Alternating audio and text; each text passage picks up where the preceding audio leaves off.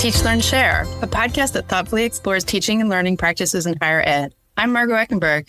And I'm Jasmine Parra. This podcast is brought to you by Teaching and Learning Services at McGill University. We're recording today from Montreal, Quebec, on unceded land which has long served as a site of meaning and exchange among Indigenous peoples, including the Haudenosaunee and Anishinaabe nations. We honor their stewardship as we live and work on these lands. So today we're wrapping up Teach, Learn, Share's second season. If you've been tuning in, you'll know that we've been asking instructors to share an assessment strategy that they're excited about with us, with Jasmine and me, but also with all of you, of course. So as we wrap up the series, Jasmine and I thought we would share some of the ideas or moments that have really stood out for us. So I'll go ahead and begin since I've got the mic. And I would say in my case, I've really enjoyed listening to instructors speak about how they use their assessments to support their students' learning and explaining to us why assessment matters to them, like why the instructors take it so seriously. And I think that if they do that with us, chances are in the classroom, they're also really letting their students know verbally and in writing, surely, what kind of an impact doing an assessment can have. Something else that stayed with me is how the assessment tasks we've heard about have been changed and tweaked over time. So they're never static. And some of those changes also come from student feedback. So that gets me thinking, right, about what works and what doesn't work from both a student and an instructor point of view. If you get the assessment task to a place where you feel excited about it and happy with it, and you want to share it with students because you know it's a positive thing for their learning, that can be really rewarding. And I think the kinds of student work that you're then looking at can be really, really great. And I think I wanted to sort of emphasize here this notion that it can take several tries to get an assessment strategy right. And we've heard that throughout this series of how to tweak and how to change and how to listen to your students to know what's working. So I think that that's something else that sticks with me. And in many ways, it's really close to what academic work is too, because we're used to sort of sharing our finished products that we're really pleased with. But there's a lot of trial and error and writing and rewriting and so forth, experiments that go wrong and all of that behind the scenes. So that can also happen in assessment. What would you say are some of your takeaways, Jasmine? I've really genuinely enjoyed the conversations that we've had with instructors this mini-series, and a few things that I felt were particularly meaningful. We're hearing the more personal rationales for why instructors try a certain assessment strategy. Sometimes it's easy to extract the reason that's directly related to the pedagogy. You know, there's more flexibility, increasing engagement, higher quality of work from the students. But what I really enjoyed hearing from these interviews were the more personal rationales that related the instructor experience to the student experience. So, for example, Laura talked about improving exam anxiety in her students because that's something that she experienced when she was a student. Julia talked about increasing student motivation and confidence. And I thought that these rationales, which are really things that you can only draw out in a conversation, were really important to hear about. And in the same vein, I appreciated hearing instructors talk about their own student experiences, which to me bridges that gap between a teacher and a learner. So, you know, these two roles are often siloed. Sometimes there are even power dynamics that can occur and that can contribute to both parties kind of feeling disconnected from each other. So hearing instructors talk about what they remember from their student experience and how they used that to design an assessment and empathize with their students is important. And I think that students appreciate feeling heard. And finally, I feel that we really heard how these strategies brought joy to teaching and learning. And all of our interviewees have expressed excitement and a better sense of connection and community with and among students as a result of the strategies.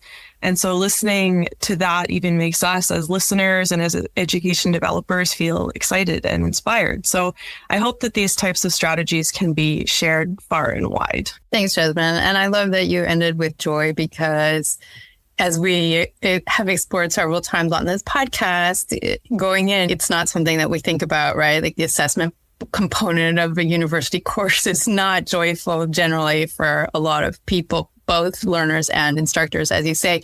But of course, learning is, and learning can really be something that's fun and that can bring joy. And so to focus on that can really help us switch the conversation up a little bit. Without further ado, today we have invited Tari Ajadi to the show. Tari Ajadi is an assistant professor of political science at McGill. His research compares how Black activists in mid-sized municipalities strategize to prompt change in policing and in health policy. As a British-Nigerian immigrant to Canada, Professor Ajadi's goal is to produce research that supports and engages with the heterogeneous experience of Black communities across the country. He is a co-author of Defunding the Police, Defining the Way Forward for HRM report released in January 2022. He is also a board member with the Society for Teaching and Learning in Higher Education. Welcome, Tari. We're so excited to have you here with us on Teach, Learn, Share. And we're excited to hear about your assessment strategy. Thanks so much for having me. Happy to be here. Can you describe your assessment strategy? And please let our listeners know about the context of your course. So subject, class size, year of study of students, that sort of thing. For sure, yeah. So the assessment strategy that I'm here to talk about today is the strategy that I'm calling a micro lecture.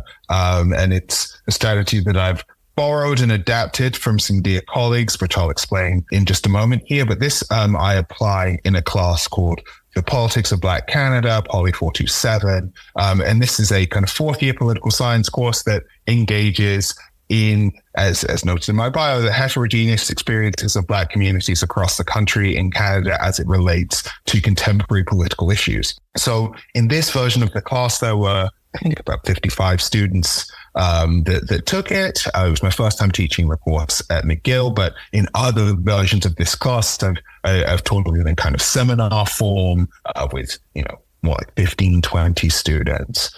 And this is really kind of an iteration on a theme that's developed both in my research and in my teaching, which is trying to find a way to infuse the political into not only historical approaches to understanding communities' context, but also approaches that kind of engage the everyday and engage people where they're at in their various political journeys. So that's a little bit about the course. Now, to explain a bit about the assessment strategy itself, as noted, it's a micro lecture. And so what that is a 3-minute period of time where students have the opportunity to explain and kind of dive into a theoretical concept that we've explored at the beginning of the course. So it's the first assessment that I give the students in the flow of the course. And this is really an opportunity for them to kind of engage in what often tends to be a bit of dense theoretical content that I put kind of front end in the course. And so it's their opportunity to simply say, this is what this concept is. This is what this concept means to me. And this is how I might relate to this, or this is how I might be able to conceptualize or engage with this. So I give the students 3 prompts. The prompts were really, really broad. So one of them is, what does seeking freedom mean to you? Another prompt was, explore concepts of racial capitalism as they relate to Canadian politics. These are topics that students could kind of take in whatever direction they wanted to take, citing many of the readings that we'd engaged early on in the course. But at the same time, some students were able to draw from intensely personal experiences as Black students, being able to describe their own experiences living in this space, maybe living in this space for a short period of time, maybe living in this space for their entire lives, or maybe generations beyond them.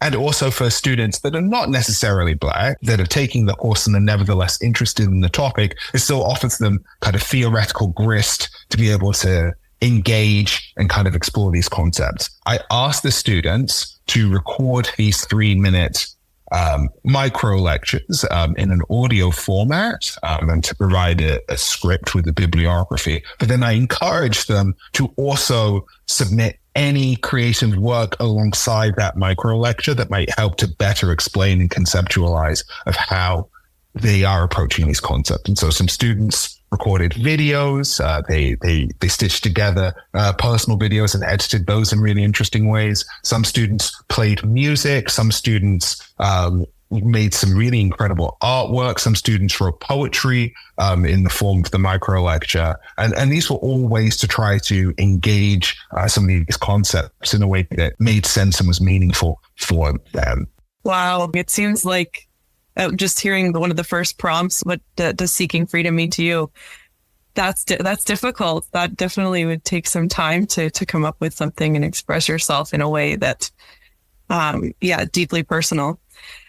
Why did you decide to use this strategy in your course? Did you have specific goals in mind? I know you said you taught a seminar course before, and so you wanted to extend it and expand it to a larger class, but the original intent behind it, can you talk a little bit about that? For sure. So I will kind of take you through the full story of how this particular assessment developed. So at first, this assessment was not a micro lecture. This assessment was what I called a theory playlist. And so what I wanted students to do was kind of do this similar work of explaining and exploring a particular theory based on these really kind of broad prompts. But what I asked them to do instead of, giving a micro lecture was you almost write a bit of an artist statement, then develop a playlist that would kind of take us artistically through why it was that they were exploring the concept in the ways that they did, right? And so that was the first iteration of this assignment. Again, for me, I find politics and art to be largely inextricable. The way that I access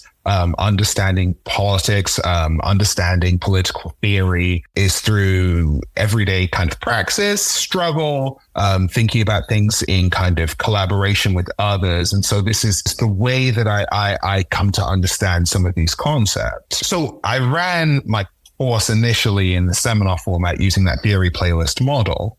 And it went okay, but I didn't feel like the students were able to really kind of place themselves in what they were talking about. So it was a little bit vague. They were putting together playlists of music that they thought I would like, which they were wrong. But it was, I find that in a context where students are really anxious, where the grades mean a lot to them. They mean a lot to their kind of life trajectories. We've got students that believe that they need to achieve as much as possible, as quickly as possible, with as little fuss as possible, because of their varying kind of strains and constraints on them and on their time. I found that they weren't able to slow down and kind of take the assignment for the opportunity to explore that it was. And that was a problem. So I wanted a different approach, and I thought about refining that playlist model in some ways. And then I attended my kind of disciplines conference last summer, the Canadian Political Science Association conference. And one of the things that I was invited to do by folks at the Insurgent and Resurgent Knowledges Lab, which is kind of an organization of folks who are doing incredible work, engaging in some of these kind of core concepts that I kind of talk about in my work. But these folks asked me to do a micro lecture and gave a kind of series of micro lectures as part of conference proceedings, right? And so the Insurgent and Resurgent Knowledges Lab gave us a really broad prompt and said, okay, you've got 3 minutes, talk about this however you want. And I was stuck for so long. I had no idea what I was going to say. I had no idea what I was going to do. And eventually one day I was strolling actually on the conference site. I was like, oh my gosh, this talk is tomorrow. What am I going to do? And I was listening to music and it kind of hit me. And they ended up writing the micro lecture on the spot in about 15 minutes. I used the music that I was listening to, which was A Tribe Called Quest Scenario. A Tribe Called Quest Excursions, as the background to my micro lecture. And I just kind of gave it. And it was, to this day, probably my favorite piece of academic or academic adjacent work that I've ever done. It felt the most authentic to my approach. It felt, it felt like I was kind of capturing a writing voice that I honestly felt like I lost in what is often a grueling kind of doctoral process and a grueling process of starting your career. And I also found that it helped me to understand that there are multiple ways to contribute meaningfully to a broader understanding of kind of phenomena of our social world, of social theory and political theory broadly defined. And so with the permission of the folks at the Insurgent and Resurgent Knowledges Lab, I asked them if I could apply this concept in my class and maybe adapt it to kind of get the students engaged in thinking about some really kind of dense theory in the beginning of my class. The way that I structure my class, and I should have explained this before, is that I start off talking, broadly speaking, about theory as it relates to Black communities. So I start off addressing core concepts like racial capitalism, addressing intersectionality, addressing other kind of theoretical approaches to understanding the experiences of Black communities in Canada. And then I shift to thinking about policy. And so in the policy section of the course, I get the students to write an op-ed, and we kind of focus very narrowly on policy fields they relate to Black communities. And then the final portion of the course was really focused on resistance and resilience. And so I got the students to then develop a project that kind of looked in depth at all the ways that particular communities across the country found ways to kind of either resist state violence or be resilient through it. And that was the kind of culminating project of the course. And so this micro lecture was a perfect way to achieve this kind of theoretical and conceptual understanding that kind of acts as the platform for the rest of the course. But the one other piece that I thought was really interesting about this is that I was thinking about principles of authentic assessment and the ideas that fundamentally students, without having academia turn into job training, might be approached in kind of different assessment models to do things that are useful for them in their everyday lives, in their everyday worlds.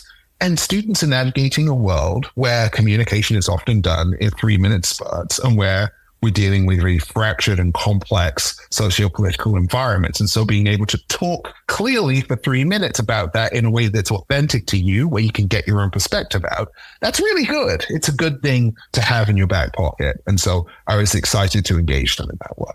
I'm really excited about what you're telling us, Tari, just because I feel there's a lot, well, for many reasons, but one I wanted to bring up now was sort of how shifts in academia also take place, and that they're necessary and needed sometimes, and that we have to respond to our students. And I'm sort of thinking a little bit of, the generation of my own professors, or even my dad, and, he would have been mortified, like how in 3 minutes, right? But it feels so true that our students have to respond to a world that is different and that changes at a different pace that academia does.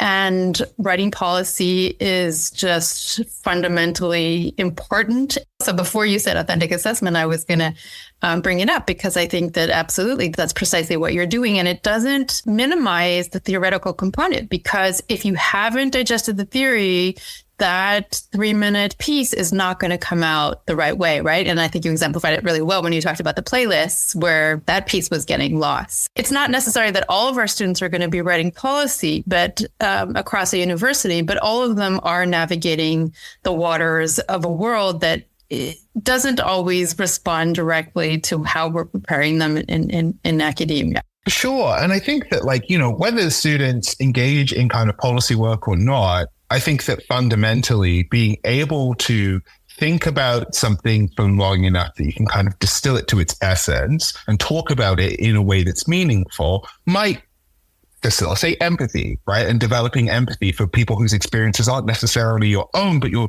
trying to understand, right? I think that also, just kind of like limits can also foster creativity. So at any point in time, when we set kind of like boundaries and limits on a particular kind of assignment or assessment, we can look at those as being ways to constrain us from what we might otherwise do, or we can look at them as an opportunity to explore a new way of developing or communicating a particular idea. And I think it's important that we learn how to communicate ideas. And I told my students, I don't want you to necessarily think that in that 3 minutes you have to come across as being hyper professional or hyper specific to kind of like a job training role or something like that, especially not in the Black Politics in Canada course. That wasn't the goal at all. I wanted them to simply be able to express themselves, right? And I think that far too often in the kind of churn of teaching and the churn of trying to navigate the contemporary academy, we do very little work in getting people to express themselves clearly.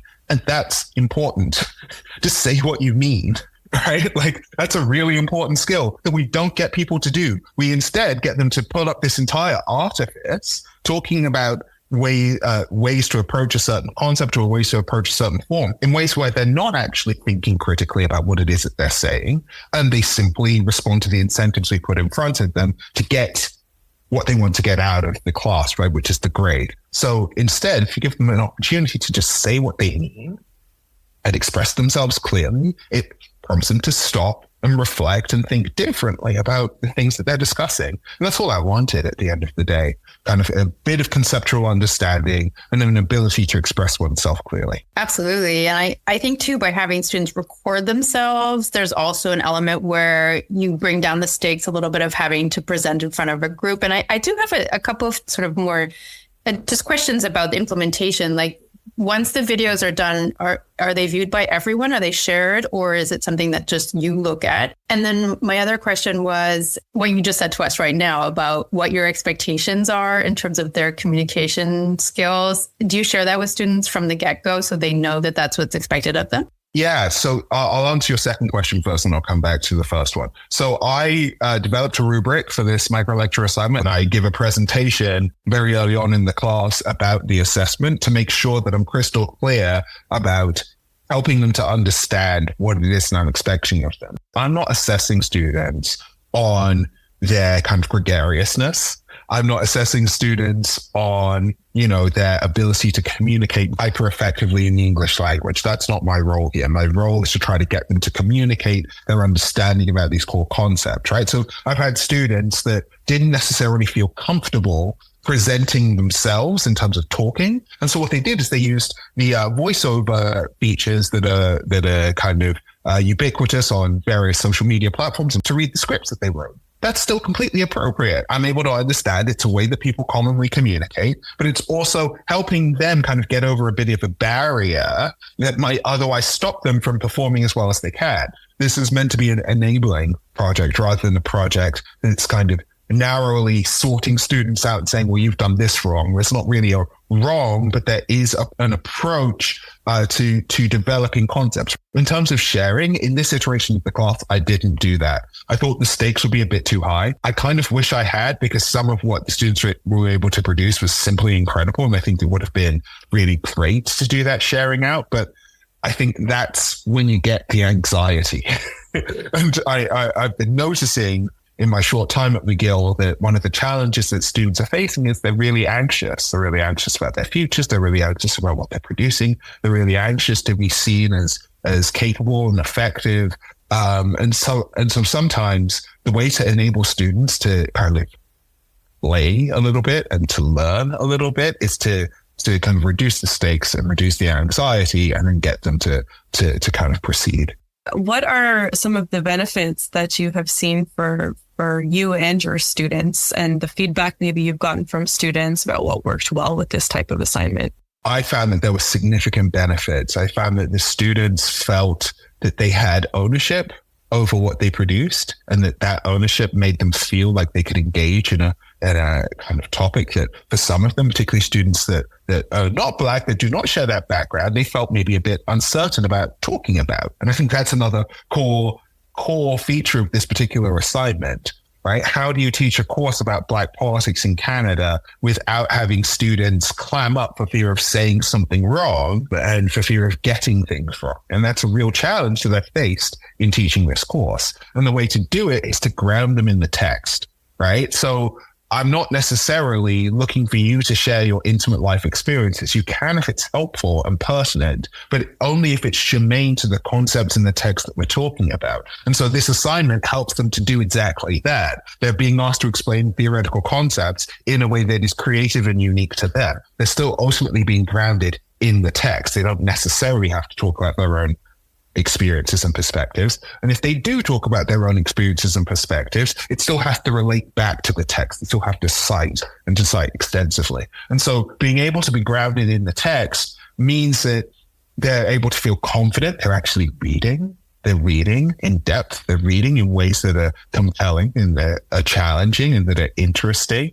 And they're getting past this initial blockage of, I don't know if I'm necessarily qualified to talk about this, and this, right? Which certainly if you're spouting off, kind of without context, that would be unhelpful in this particular topic. But you can talk about what the author is talking about as it relates to XYZ things, right? You can talk about political phenomena that exist and relate those back to core concepts, right? You can treat political science as political science, right? Or treat politics as politics and engage in that way. So that was a significant benefit. And I found that almost to a person, the students loved the assignment.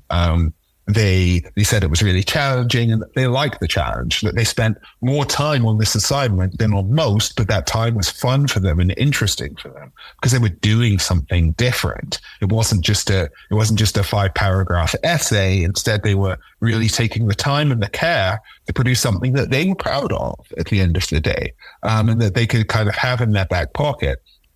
I found that the students ended up going over their work again and again and again. So they actually drafted and redrafted because 3 minutes was so short of a time that they needed to be precise. They needed to be clear about what it was that they were trying to get out of it. And that's, again, something we want to encourage in students, being able to actually take the time to do something you're proud of at the end of the day. And I also found that the students' conversations after those assignments were submitted were significantly improved because at the end of the day, they had a kind of basis to work from, and they also felt like they could really get involved and get engaged in a way that was meaningful for them in classroom conversations. I can imagine it really gives students the space to talk about topics that I imagine are incredibly sensitive for some, and then choose how they express themselves. And with that, they probably are more open to even asking you questions if they have them, if there's a difficult text and normally it's something they'd be too shy to be wrong or say something. It's neat to kind of give them that opportunity to bring themselves into the assessment and express themselves and ask questions and whatnot. I love what you're both saying, but I was also thinking that our students tend to be very strategic and they're amazing, but they also like throwing a bit of a curveball is great, right? Because it makes them step back a little bit and say, wait, I still think you have to lead as you seem to do really well, Tari. You have to lead them to this path. Like you have to explain why you're doing it and what exactly they're going to do. But I think particularly as students progress in their university degrees, there's a sense of, it's not that they work any less. They work harder, if anything, because the material becomes more complex, but they get sort of a grip on, okay, these are the kinds of assignments that I'm going to be faced with. And so putting them in a scenario where they have to work with a different outcome also engages them with this notion of how you're going to be asked to show what you learned. It can potentially change. Yeah, to your point on that, I mean, there's a certain kind of efficiency that you develop as a student that has competing priorities, that's taking 4 or 5 classes a semester, that's probably working a job, that's probably volunteering, because again, students here are incredibly high performing, and they all have likely been at the best or near the best in their various high school, SAGEP, etc. context. So they're used to getting the kind of constant reassurance and feedback that what they're doing is the right thing and that they know exactly what they're doing and they're in control at all times, right? So being able to throw a curveball and say, no, there's learning to be done when you don't know things and it's okay to actually stumble and figure something out is really great. I think it's a good thing for them, and I think it's a good thing to facilitate and to kind of engender, because ultimately life throws curveballs at you, right? None of this can necessarily predict the ways that we're going to have to engage and show up in the world every single day. And so it's better for us to be able to be adaptive as much as anything else. And that's also a skill that we can help them to develop. And to add to that too, I mean, students are likely often very strategic and thinking they know what the instructor wants. And so they'll base a lot of their work off of that. And so this is really putting them at the center and really having them show you their learning in different ways. What about the flip side? What are some challenges that you've had and how did you overcome them in this type of assessment? I think that thinking more technically, developing a rubric that is implementable was a challenge, right? When you make an assessment sufficiently diffuse, how do you really compare this particular form of the assignment to this particular form of the assignment? What does excellence look like in this context? And what does maybe a lack of success look like in this context? I found that really challenging. And I'm still tweaking my approach on that. I find writing rubrics really difficult. I think that sometimes you just know. I know that that's really not satisfying, but sometimes you look at kind of the effort that the student put out. You look at the obviously kind of grasping conceptual understanding they were able to demonstrate, and you look at their kind of ability to really synthesize an approach that makes sense for them. And you go, okay, well, this is what outstanding looks like. But there's kind of a mushy middle somewhere there that's very difficult to differentiate. And that's something I'm still kind of figuring out. How do I get and build an approach to this that's kind of sustainable and durable, regardless of the different cohorts? And so that was a kind of key challenge that I faced. Is there any particular advice or a tip that you would give to a colleague who in any field really who is thinking of doing something similar? Yeah, I think that the piece of advice I would give is, number one, kind of keep the scale small. So don't make this the centerpiece of the course, right? I would make this an early assignment, kind of like as a tone setter, a way to get the students engaged. I would give them plenty of feedback so that they know and are kind of reassured about the approach that they've taken. I would suggest for anyone interested in kind of implementing this approach to not be scared about, doing something a little bit out of the norm, but instead think about the ways that maybe against a different format could get students thinking differently and engaged in more interesting ways in course content. I think that one of the other crucial things is just to make sure that you have the time and the ability to kind of grade the things that are produced in this way, right? So 55 3-minute long podcast doesn't sound like much, but then, you're actually sitting down for a few hours and listening, and you're like, oh, okay, this is a lot of grading, right? So just make sure that, the format meets the kind of class circumstances that you're in. I just have one quick question about the logistics before we wrap up, now that I think of it. How much is this type of assessment worth in your grade scheme? So this assessment's worth 15%, right? So not too much, just enough that the students are incentivized to really try, but not enough that it's unrecoverable if it's not exactly the best thing they've ever produced, right? And that's so that ultimately they don't overthink this assignment, right? This isn't meant to kind of weigh them down for days and days on end, but it is meant to be something that gives them cause to kind of pause and do something a little bit different. Tari, thank you so much for being here with us today and sharing your assessment strategy.